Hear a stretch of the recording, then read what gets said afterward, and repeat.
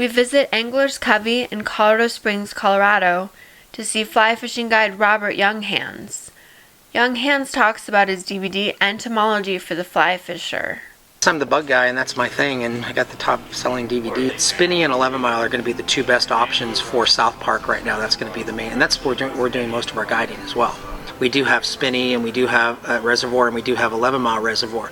11 Miles Reservoir is a little bit larger than Spinny, but they both fish about the same. Both of them have good fishing, whether you want to target pike, so there's great pike fishing in both of them. There's also good trout fishing in both of them. What people want to keep in mind with Spinny and 11 Mile is that really it's our really at this time of the year, because the flows are so high in the rivers and we can't get to them right now and they are a bit dangerous, we do have these great stillwater options that are loaded with big trout. You can catch everything from pike to splake to cutthroat to rainbow to browns. There's a myriad of different species that you can catch. Easy to catch fish on top with damsels, with different mayfly nymphs. Particularly calabatus is really one of your big ones. If you're fishing below the surface and you're nymphing and using a strike indicator, there's good damsel nymph fishing. Just getting into damsel season right now, so that's really good. Both of the lakes have lots and lots of crustaceans, so scud patterns can be really good in olive, in tan, in orange. Those can be excellent. We're doing more stillwater this year than we ever have, simply because we have such high flows on the rivers, and it's been kind of fun because we're really, in a sense, forced to fish those areas because we can't get onto the rivers. And that being the case, if you're willing to do some, like I say, some nymphing, some dry fly fishing, and streamer fishing in particular, you have a chance at catching fish up to 28 to 30 inch trout and pike fishing, pike up to 40 inches. We're talking 18, 19, 20, 25 pound pike. So there's a myriad of different options when it comes to the stillwater availability when it comes to the South Park area. We also offer a lot of classes here at Angler's Covey in stillwater fishing specifically that people can take for really it's very inexpensive to go out with a guide, or to go out and take a class and to learn some stillwater techniques, because how you fish in stillwater is a bit different, generally speaking, than when you're going to be fishing the moving water, the river systems themselves. One of the things that I really like to tell people is we can buy $800 rods and $700 waders and $300 boots and $300 reels and $100 lines and spend all this money, but really the fulcrum of everything we do is understanding trout foods and their imitations. And so the first thing that you have to know over everything else, it doesn't matter how well you can cast, it doesn't matter how expensive your gear is, the fulcrum of everything is understanding first and foremost what the trout are eating and what the patterns are that imitate those specific food sources. And if you can do that, if you can figure out ultimately what the trout are going to eat relative to what you're finding, you can even do some collecting, you can get a seine, and you can look around and you can actually look at the bugs and then match up the patterns accordingly, then you're going to have a great day on the river. Fly fishing at its core, it's a science and it's physics. So it has nothing to do with personal strength. Sometimes people that are you see these guys that live in the gym and they have big muscles and all this, and they think they're going to go out there and cast, they're going to catch all these fish. I always say, relatively speaking, that there's more women coming into fly fishing than there are men, and it's not a power sport. And a trout doesn't know if it's a man or a woman at the end of that rod. And so one of the things that we try to encourage here at the fly shop here at Angler's Covey is for people to realize that it's not about your gear, it's not about your gender, it's about going out there and doing the science of fly fishing, because fly fishing is a science when it's all said and done. Something else to think about, if you come up to a fishing area, and you'll see this a lot with 11 Mile and Spinny, there's a lot of meadow and grasslands around those areas, and so that means that there's going to be lots of grasshoppers, there's going to be lots of beetles, there's going to be lots of ants.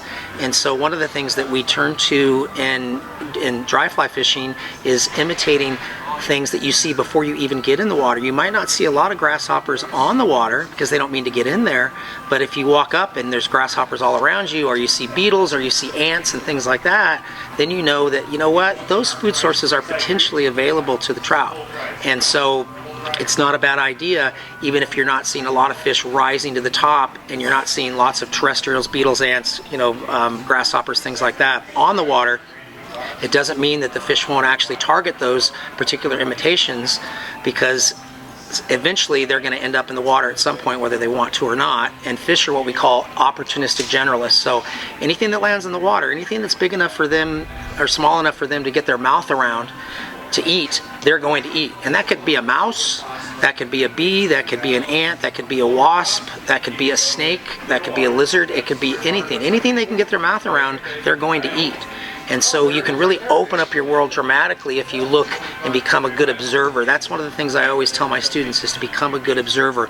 Look around before you even get to the water and see what type of animals, what type of insects and things are around the shorelines, and then pick your patterns accordingly. If you really want to learn quickly, is just to go out and do a guide trip with somebody, because the guide is generally not fishing. A guide is going to put down all their equipment. They're going to put all their focus on you as the client. The point is that having the time to go out with a guide is a really fast way to learn fly fishing, because you'll eventually learn it on your own. But what you can learn from a guide in a day can take you years to learn on your own. Getting back to the lake fishing, as far as equipment, I was referring to the idea that what we might want to fish in a lake might be, a little bit different than what we're going to fish in small creeks or just even rivers. And I really like 6 weights in particular on the lakes, particularly for wind. Okay. And also because I'm throwing a lot of streamers. I'm also throwing a lot of sink tip lines, or weight forward floating sink tip lines. Okay. Because I want to get those streamers down. Right. And I find that my production level goes up pretty dramatically, particularly with sink tip lines. But the difficulty is you need a rod that's got a little more stout to be able to get those heavier lines out there, and also to cut through the wind. And so I like to fish a lot of 6 weights when I'm on the lake. Sometimes even 7 weights, because you never know, particularly with 11-mile or spinning, if you're going to get into pike. Right. So if you're on a 7 and you catch a 40-inch pike, it's kind of nice to have that backbone in that rod. Next, we stopped to talk to Richard Johnson, the owner of Rainbow Falls Mountain Trout. There's a lot of Western history here. It goes back to about 1870 is the hatchery building. The interesting thing is it was originally the mountain retreat of General Palmer and William Bell. These are the guys that are considered the fathers and founders of Colorado Springs. This was kind of their getaway up in the mountains for their guests. The key to the property is the big spring you see right behind us. It flows at 400 gallons a minute, but the neat thing about it, it's a constant source of water. It's never interrupted. It's 51 degrees, which is fantastic for raising trout.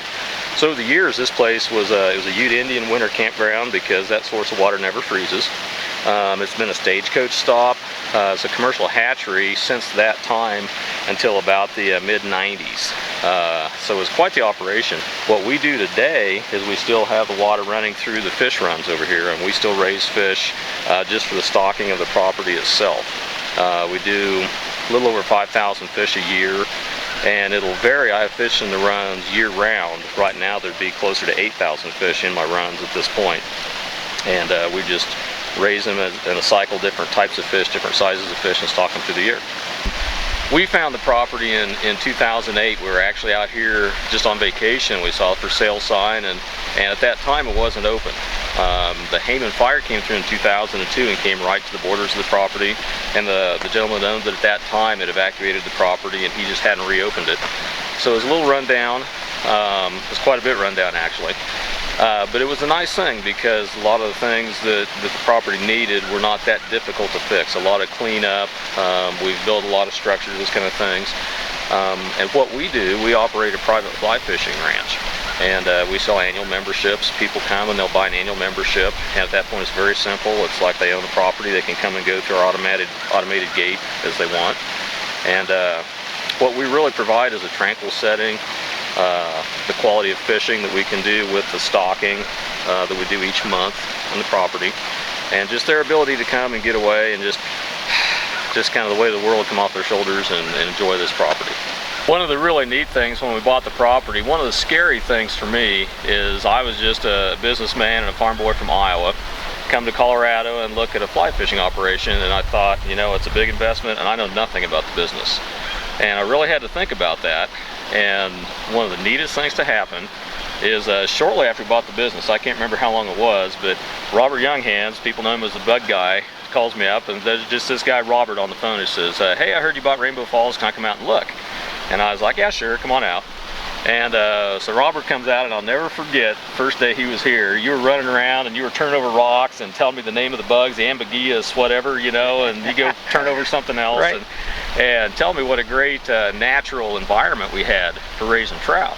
And you know, so that was a neat day, and I thought, well, that's cool, you know, somebody that knows the industry thinks this is a good place. I was encouraged with that. Well, then you come out in, I don't know, a week or two, right, with a bunch of other industry professionals, friends of yours, and these guys have become what I call my Rainbow Falls crew. And I tell you what, it helped us tremendously in two ways. One, it accelerated my learning curve, Robert, that things that you guys have taught me that I would have never known. Sure. And it brought a credibility to what we were doing that I could have been the owner and an outsider and stood up and screamed at the top of my lungs, hey, we have this and we're good because of whatever. And it wouldn't have meant anything. But when Robert and people that he knows would come out and say, Rainbow Falls is good and here's why, right, it really resonated with the people in the industry. It had an instant credibility. So I appreciate that, and I've never forgotten it. Well, when I immediately came here and saw the potential, and was just as excited as you were, and as a, you know, like I said, an old farm boy from Iowa, you really picked it up quickly and really turned something that was really just kind of an average fishery into really what I think one of the premier fly fishing areas in this part of the state. So it's been really exciting. Cool. Robert Younghands takes us fly fishing. This is a Donaldson Steelhead is what this is. It's a trout species that they put in here. And they're not necessarily real big, but they're very strong for their size.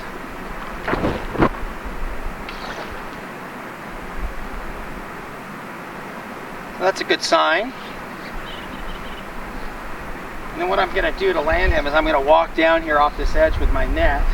He wants to go into that pipe, which I don't want to let him do because that's natural. Once they get caught, they want to go into a place where they can hide. And what we'll try to do is get this guy in the net, and you might have to move down a little bit closer. I'm just going to walk down here.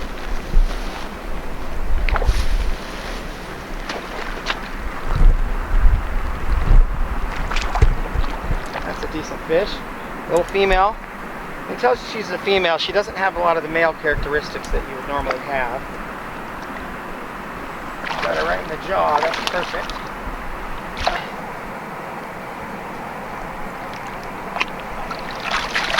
Okay, good. Take that out of the equation.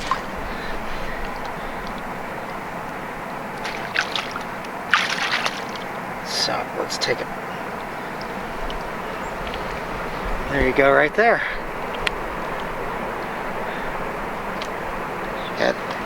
And then before I put her back, one of the things we always do in fly fishing, we make sure that the fish is okay. We don't just throw it back in the water because we catch and release them. So I'm gonna set her in the water, make sure she's gonna swim off okay. And then there she goes. So one thing I have to do is keep them out of the foliage. They're gonna wanna go into those bushes and those rocks. And so I'm trying to control the fish in small water so it doesn't go into the trees or bushes and break off.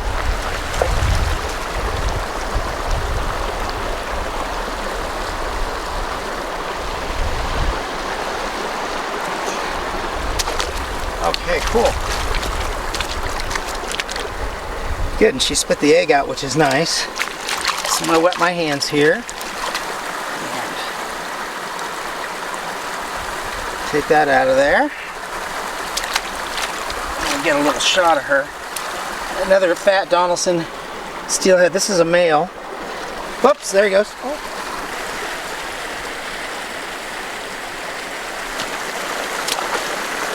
Nice fish. Good.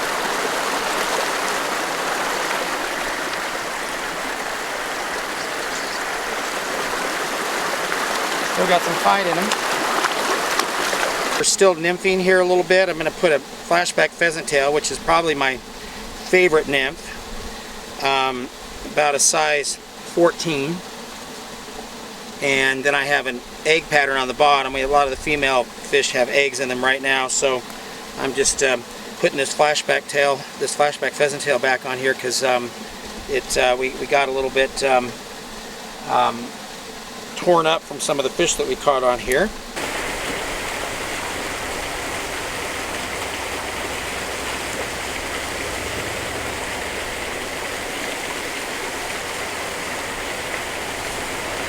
He's going to run on me a little bit. He's taking line. You can see that. And way downstream.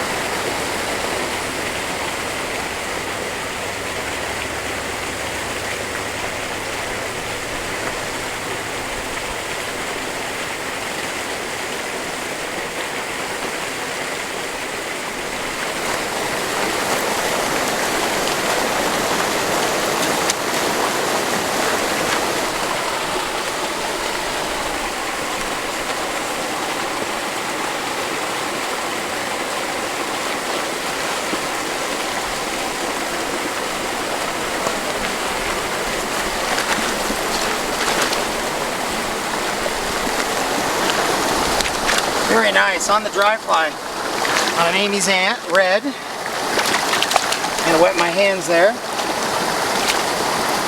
Get this fly out.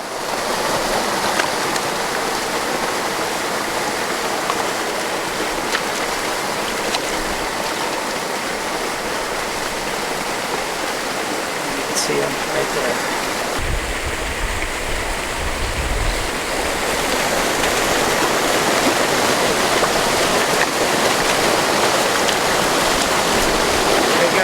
On us. They like to run right back up to that fast water because there's rocks up there and they can hide in there. So their natural instinct is to run up into that fast water where those rocks are. And my job is to get them out of there.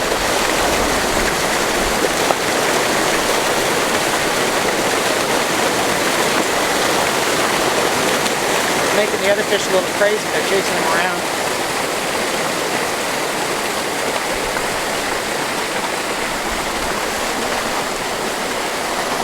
All right.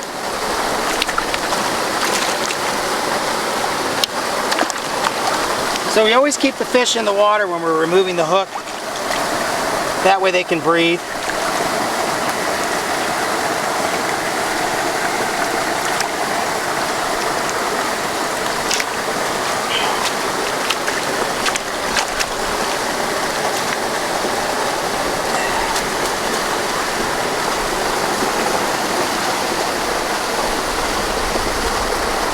We never hold them tight, we just let them go, just like that.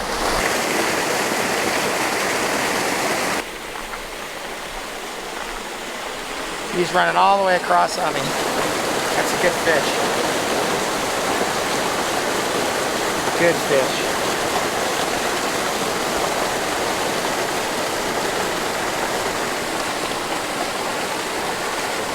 I always say that's a good way to end the day on a big fish. Okay. And this is a big fish.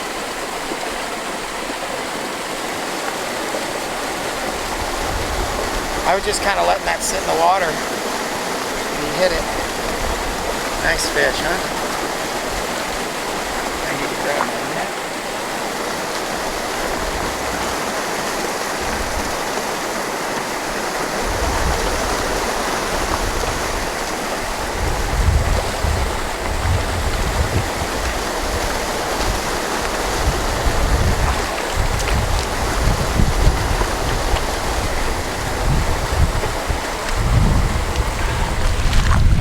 Nice fish. Big male. Big male fish. Big male rainbow. Oh, that's great. He spit the hook out too.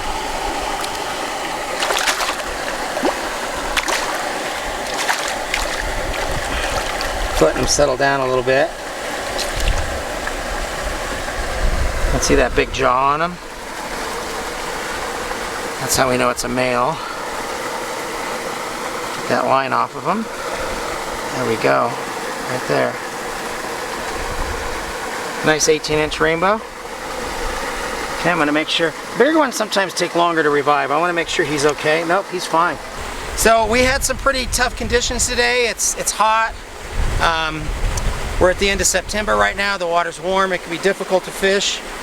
But if your presentation and fly selection is good, and you realize that the fish are sluggish and know how to fish accordingly with those kind of conditions, you're gonna have a pretty good day. And we've probably hooked up close to a dozen fish today. So yeah, not bad considering it's pretty tough conditions and low water, and also a bit off color as well. But overall, a great day.